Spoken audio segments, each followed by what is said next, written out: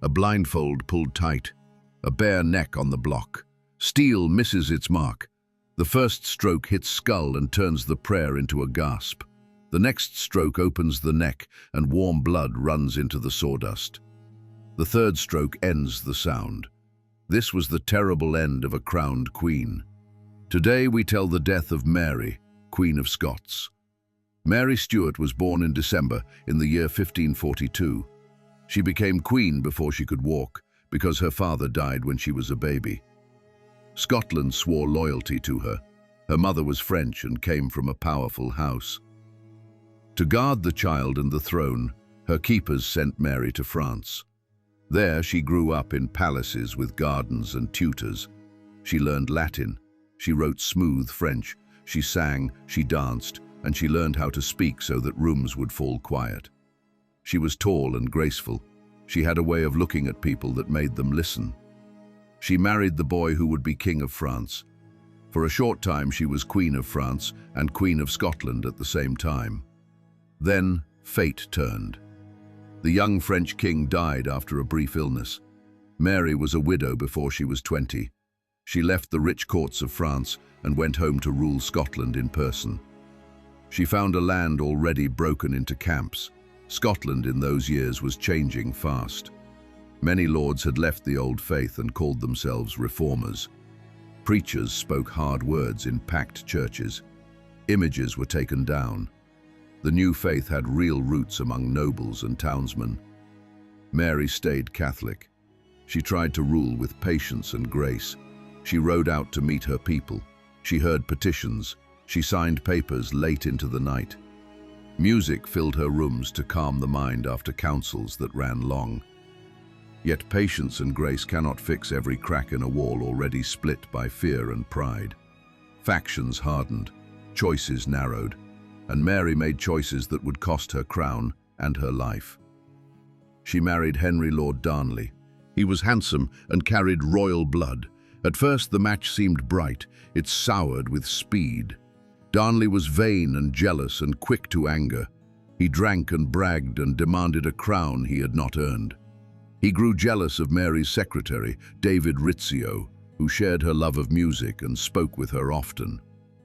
One night, in the palace at Holyrood, Darnley led armed men into her private rooms. They seized Rizzio and stabbed him many times while Mary watched. His blood ran across the floor and stained the boards. Mary was pregnant. She sat still and held herself steady and lived through the night by quiet courage and careful words. She did not forgive that scene. Months later, she gave birth to a son. He would be James VI of Scotland, and later James I of England. The birth might have been a new start. Instead, the world around her grew darker. Darnley left court and took a house near Edinburgh. In the night, that house exploded. Darnley did not die in the blast. He was found in a garden, strangled. The city whispered that Mary knew. Others said that the man she later married had planned it. That man was James Hepburn, Earl of Bothwell. He was bold and forceful. He had friends with swords and enemies in all directions. Mary married him. The union shattered her rule. Some said she was forced into it. Some said she chose it. The truth is still argued. What is certain is what followed. The nobles rose. They seized Mary. They sent Bothwell into exile. They forced Mary to give the crown to her baby son. They shut her in a cold castle on an island in a dark lake. Mary escaped by boat through a morning mist. She raised a force of men who loved her name. She lost a short battle. She rode hard and made a choice that fixed the rest of her life. She crossed into England and asked her cousin Elizabeth for help. She expected a queen to help a queen. She thought blood and honor would bind Elizabeth to mercy. That is not how power worked in that year. Elizabeth was careful. Her throne was not fully secure. Rome had said she was not a true queen. Many Catholics in England and beyond looked to Mary as a better claim. To set Mary free could set fire to the realm. To kill Mary would stain Elizabeth with the blood of a crowned queen. and might invite the same fate for herself one day. So Elizabeth chose a prison that did not call itself a prison. For years Mary lived in guarded houses and castles. She ate at watched tables. She walked in walled gardens. Her rooms had fine chairs and soft beds. Yet every letter she sent passed through other hands, and every word she spoke near a door had ears beside it. Time grew heavy. Mary was moved from Shrewsbury to Sheffield to Tuckbury and more. She prayed each day before a small crucifix. She wrote to kings and to cardinals and to her son. She embroidered to fill the slow hours. She suffered pain in her stomach and pain in her joints. Stairs became hard. She leaned on servants. Her hair thinned to grey. She kept her dignity and calm. She called herself Queen of Scots by right of birth. She said that if Elizabeth died without a child, she had a right to England. Those words warmed friends abroad and frightened the men who guarded her. They feared plots. They were right to fear. Plots grew like weeds in the cracks of a long wall. Elizabeth had a servant who gathered secrets like a farmer gathers grain.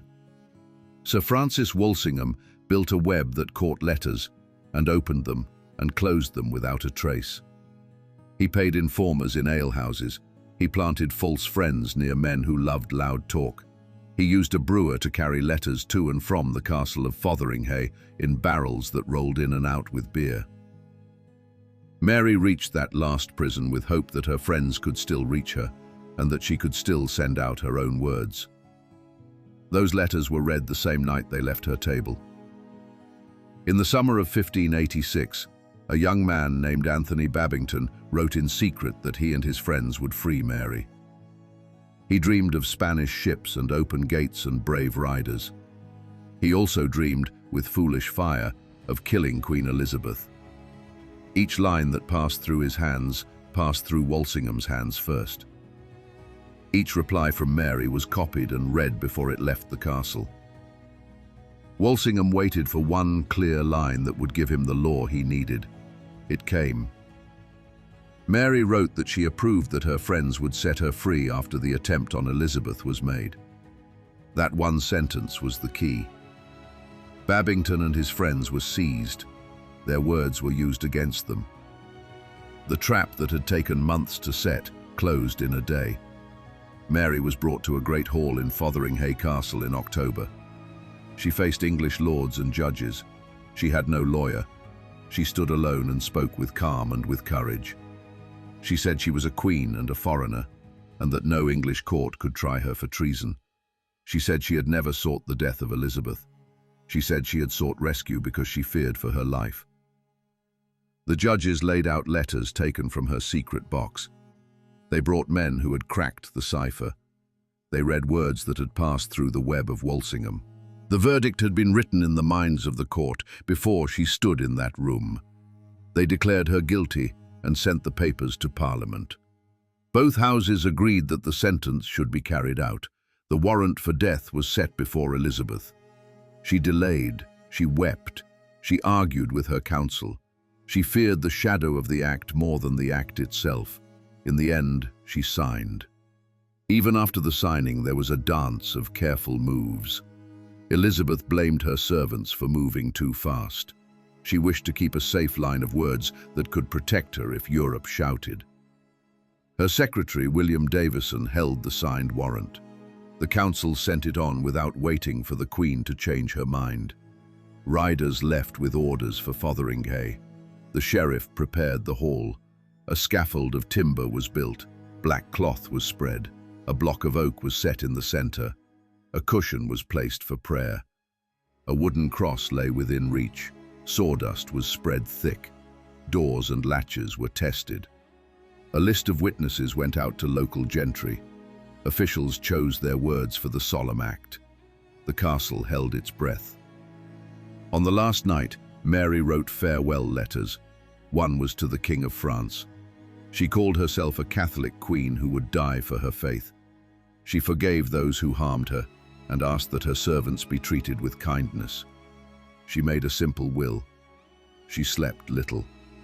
Before the light of dawn on 8th February 1587, she rose and dressed. She wore black with a white veil upon her head. Under the black she chose a red petticoat and red sleeves, the colour of martyr blood.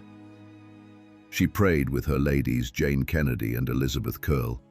She asked for a priest. The request was refused, since the law did not allow a Catholic priest who would not swear the public oath. She said she would pray alone in Latin and asked that no one disturb her. The sheriff came at last with a pale face. He read the sentence. Mary said she was ready. She asked that her ladies be allowed to stand close by on the stage. The answer was no. Only officers could stand within the rail. Her ladies would have to watch from below. Mary took a small cross and a prayer book and walked slowly through the passages. Men stood with hats off. Some wept. Some stared with hard faces. The hall opened before her like a dark mouth. The scaffold rose in the middle. All eyes turned to the woman who walked with pain, but also with a strange peace.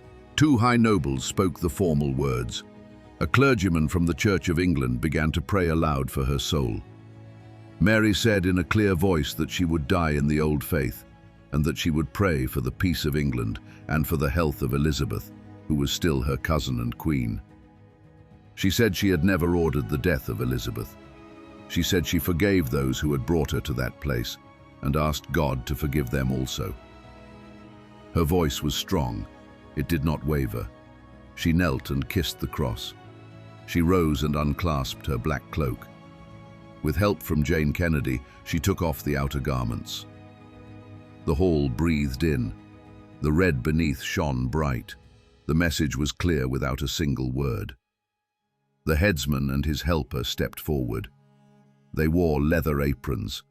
The headsman knelt and asked her pardon. She told him she forgave him with all her heart. She settled herself on the cushion and placed her neck upon the block. She arranged her hands so that she would not move. The blindfold was tied. Her lips moved in a last prayer. Her voice was soft and steady. She said, "Into your hands, O Lord, I commend my spirit." Steel fell and failed. The first stroke hit skull and turned the prayer into a gasp. The next stroke cut deep, and warm blood ran into the sawdust.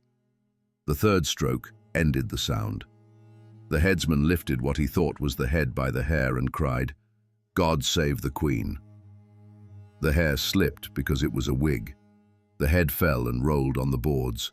Some witnesses said the lips moved for a moment, which can happen in that instant as the body lets go. From under the skirt of the body, a small Skye Terrier crept out and would not leave. It pressed itself to its mistress. Blood stained its white coat. A servant carried it away in tears. The officials worked fast to end the scene. The body was covered. The block was washed. The guards held the ladies back. The sheriff ordered that blood-soaked cloth and many garments be burned at once. They said it was to stop sickness. It also stopped anyone from keeping relics. The hall was cleared. The scaffold was scrubbed with vinegar. Messengers rode to London with news. In the days that followed, surgeons embalmed the body. The heart and other organs were buried within the grounds of the castle. The rest was sealed in a lead coffin and sent to Peterborough Cathedral. There, Mary was laid in a tomb that had once been set aside for a child of Henry VIII. Her servants wept until they had no tears left.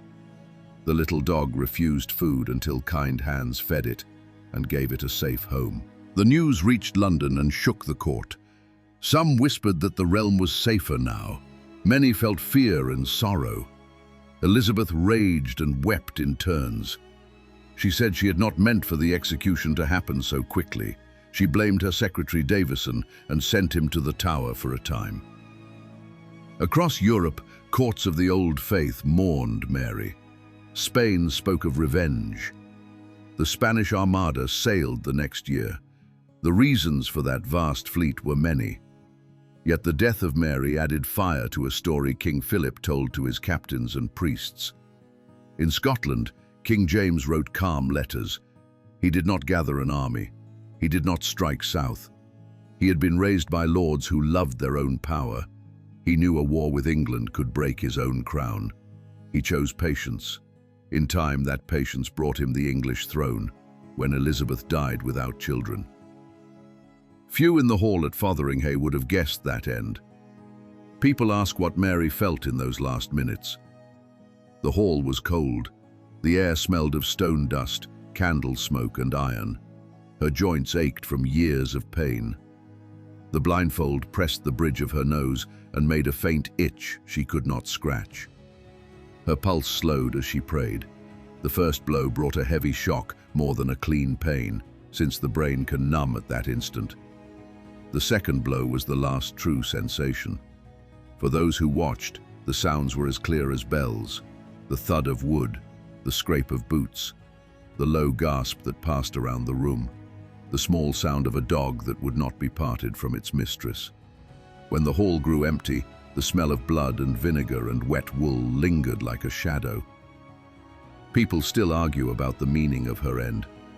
To her friends, she died as a martyr for the old faith. To her enemies, she died as a traitor whose hand had touched a plan to kill a lawful ruler. To historians, she was a woman of strong pride and quick feeling, who made bold choices and paid for them. She lived in a world that asked a woman to be soft and hard at the same time. She was asked to be gentle, and also to master men who were not used to being mastered. She found beauty in music and the hunt, and in poems in French about hope and grief. She also chose men who harmed her cause. She tried to outplay lords who knew the game of Scotland from birth. When she lost, she asked for help from a cousin who could not give it without risking her own throne. The trap was closing long before Mary stepped onto the scaffold. There is also a story of what happened to her remains. Years later, when her son James ruled both realms, he wished to set a seal upon peace. In the year 1612, he ordered that his mother be moved from Peterborough to Westminster Abbey. There Mary lies in a white tomb with her figure carved in stone above her. Across the same church lies Elizabeth in a grand tomb of her own. In death, the two rivals share one roof and one echo of prayers. Visitors walk between them and read the names and think about a long quarrel that ended in a quiet room of stone. Many ask if Mary truly agreed to the murder of Elizabeth. The letters that survived say she approved that her friends would set her free after an attempt on the Queen was made. Some say the letters were forged, others say they were altered.